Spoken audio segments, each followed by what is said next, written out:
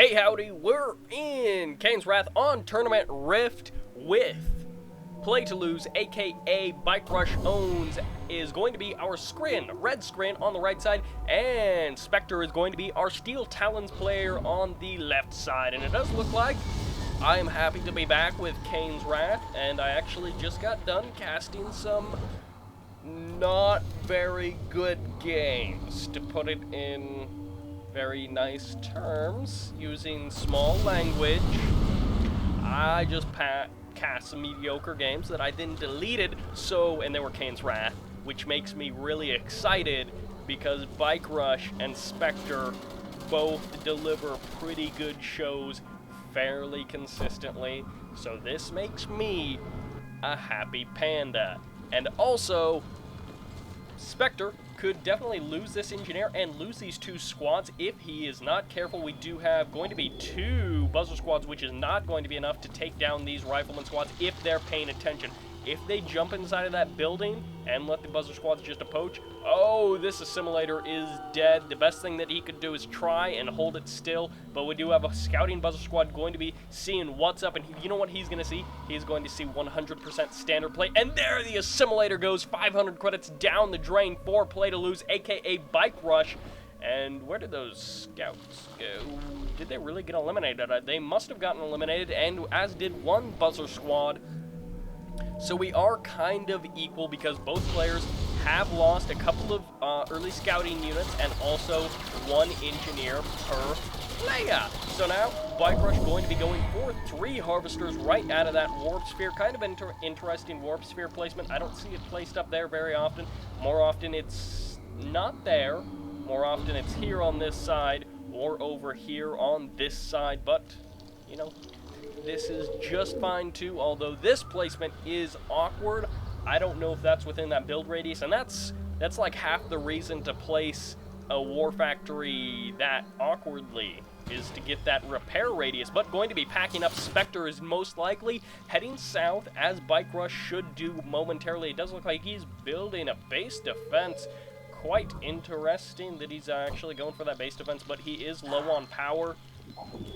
Going to be throwing down he's going to be throwing down a buzzer hive to sell it off, draft that buzzer, and then send it out to do some damage. But he has completely spotted this expansion, so he knows exactly what his opponent is doing. And Spectre, on the other hand, he knows, hey, my opponent hasn't expanded yet, or at least hasn't expanded to the south, because he's got this scouting rifleman squad. It would be great if I could talk, but he also has this rifleman squad coming in right now, going to see, hey, my opponent has not moved, which this, of course, tells them quite a bit. And then he'll see, hey, gunwalkers, and he can probably also see quite a few. Oh, and he just caught that technology assembler, so if he's paying attention, he knows for sure what's up. He knows that BikeRush is going a fast tech build. Look at this, he has almost no units. That's his first offensive vehicle unit.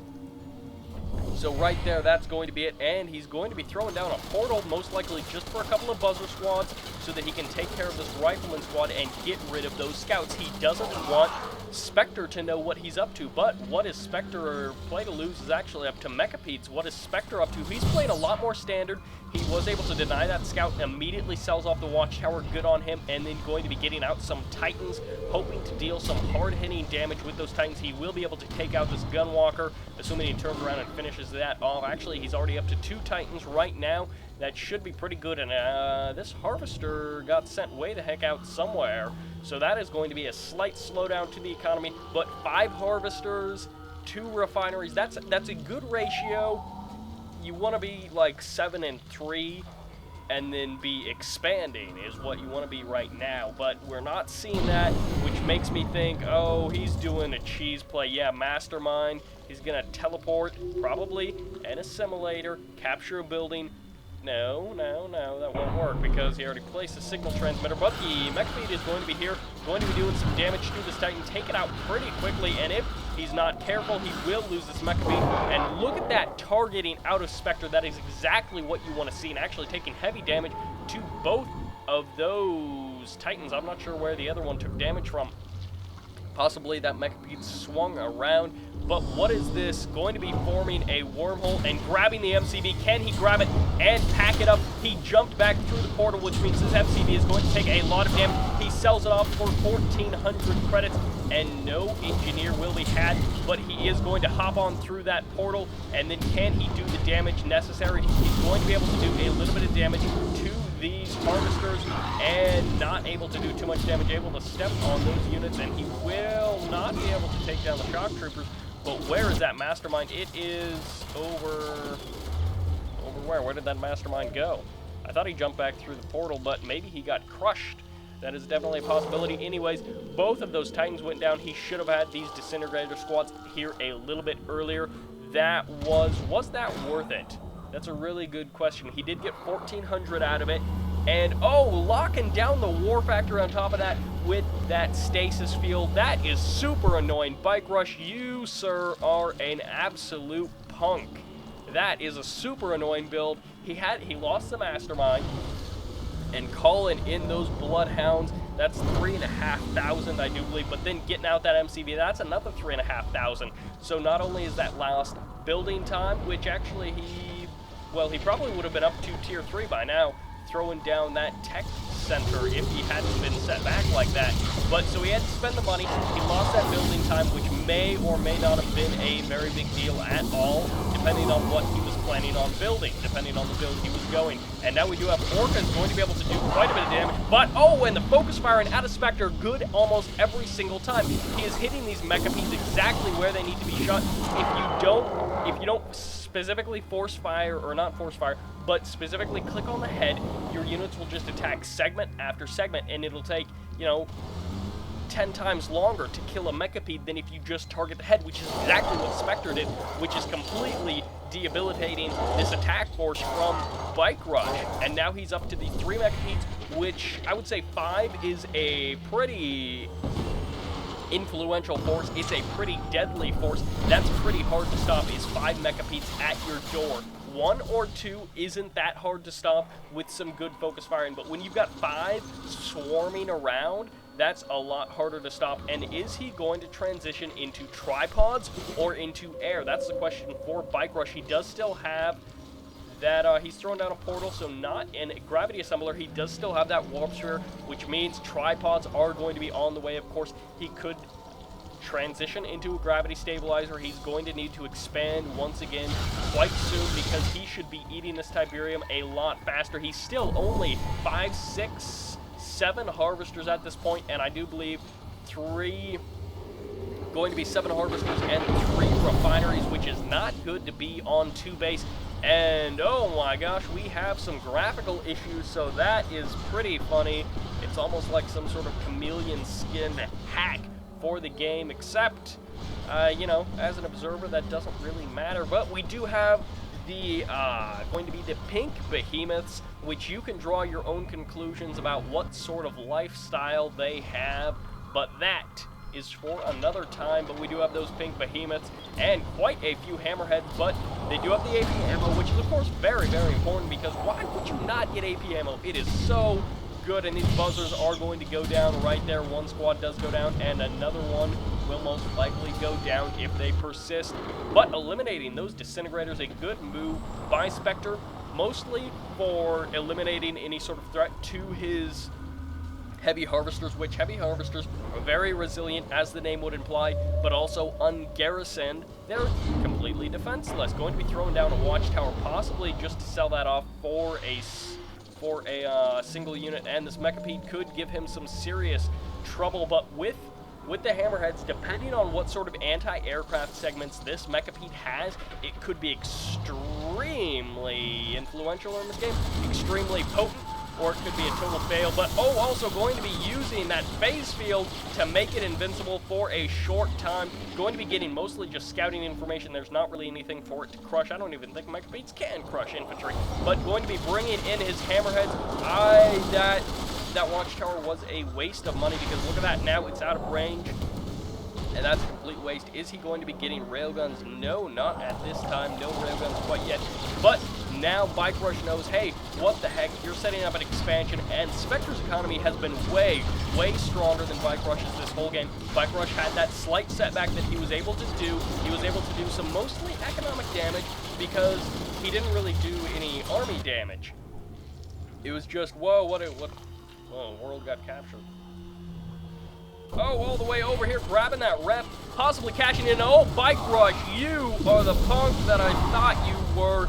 So incredibly frustrating, going to be throwing down that AA tower, but there is nothing in range for this Catalyst missile, this Catalyst cannon to do anything on. So, BikeRush, will he get anything? Going to be getting, nope, nothing.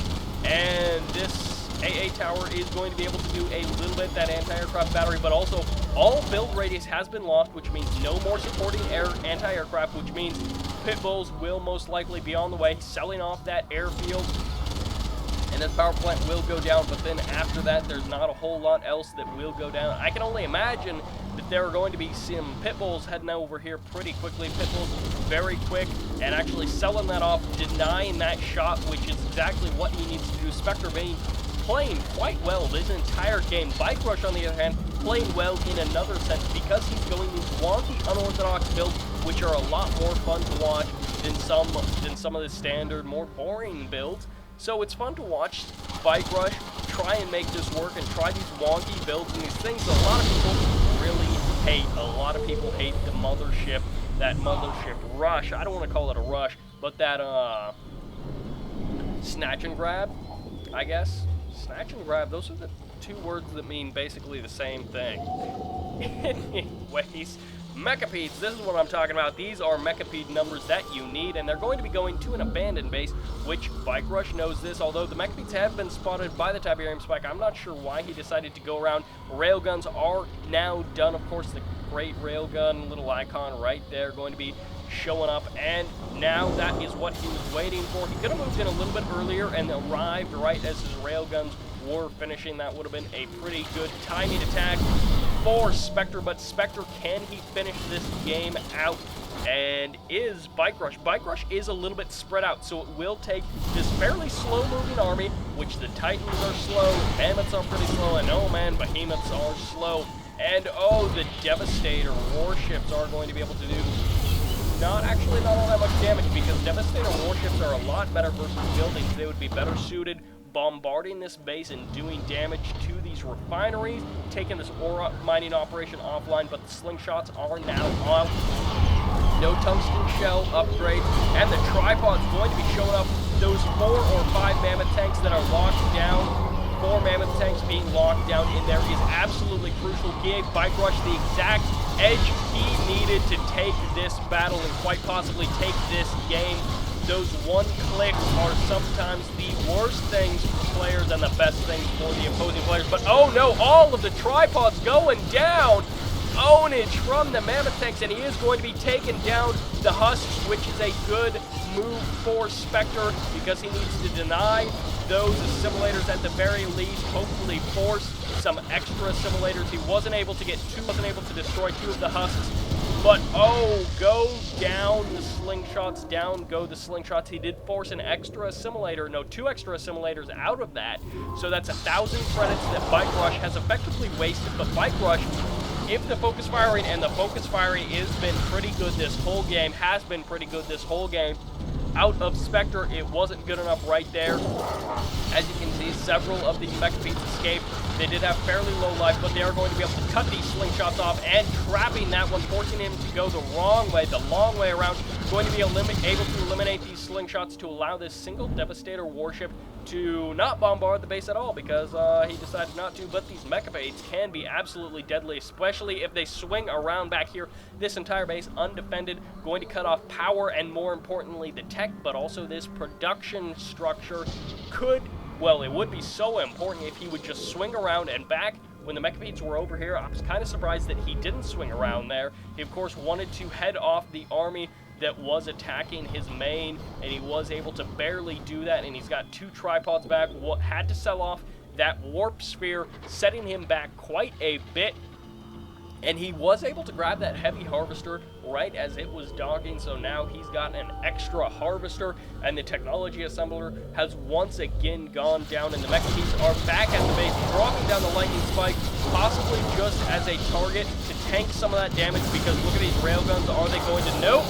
The attack, I'm not sure if that's the default micro to attack the actual units rather than the structures, but the force firing, the specific attacking of Spectre is too good for these mecha beasts, too good to be true, and this is what they want to go for. They want to go for that AA battery to, at the very least, force the rebuilding of it, and he does still have build radius here, but not a whole lot, and also he's going to have to spend that extra 800 credits if he wants that to rebuild that AA battery and stop this mothership, and even if he does, will it be in time? That is the question, but will it even matter? Because Spectre going to be cleaning up BikeRush's main base completely out, but that's okay because all of the Tiberium is completely harvested out of there, and the mothership going to be holding back because that AA battery still survives.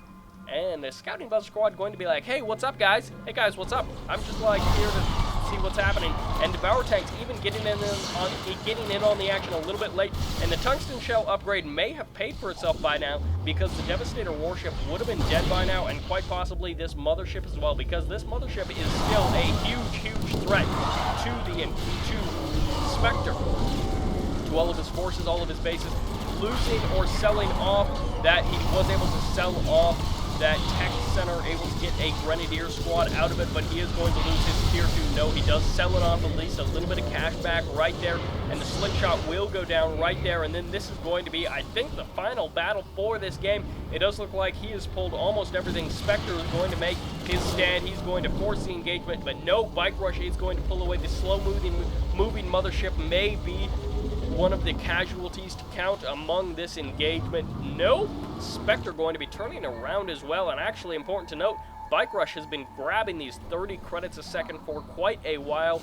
I missed that, and he's also creeping to the expansion of Spectre, which this is quite a bit of Tiberium. That is definitely a worthwhile investment, and also this power plant is here, which means Spectre has vision, and he can see, hey, I've got quite a bit of Tiberium there to go and harvest if I need to. And throwing a couple of assimilators into that garrisonable structure, an interesting choice because Spectre's obviously not taking the time to just destroy that, so he's going to, you know, just have vision right there, and he's going to be able to see, hey, slingshots that I need to eliminate so that my Devastator does not go down too late.